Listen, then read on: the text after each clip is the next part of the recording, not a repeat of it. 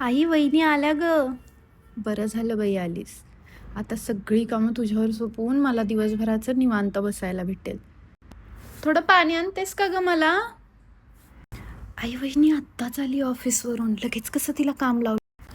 अगं ती आली आहे ना ऑफिसवरून, आता तिला सांग लाडू बनवायला, बनवून टाकेल ती फटाफट. एकच भाजी बनवेल पण अख्खा किचन ओटा खराब करून टाकेल. कुठे काय ठेवलंय माहिती तरी असतं का तिला? म्हणावी अशी चव सुद्धा नाही हिच्या हाताला, पण सुनेला त्रास देते असं म्हणतील लोक. दमून आली आहे तर काय आमच्यावर उपकार थोडी केलेत. दिवसभर ऑफिसमध्ये बसूनच तर असते. 4 भांडी घासली म्हणजे काय तिच्या हाताला भोकं पडत नाहीत. आम्ही तिच्या वयात असताना शेतातली कामं करून घरातली सुद्धा कामं करायचो. आणि हे काय नवीन ऑफिसचं नाटक. सण आहे म्हणून तरी काम सांगतेय मी, नाहीतर सगळं मीच करून असते.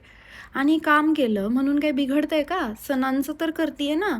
असा दिवस घालवत असेल ऑफिसमध्ये बसून बसून, थोडं काम केलं तर काही बिघडत नाही. आणि सगळं असं पण इंटरनेटवर, आणि मी शिकवलंय तिला. माझ्या मुलाला तर इतका फराळ आवडतो, पण काय माहिती हिच्याबरोबर असताना भेटतोय की नाही.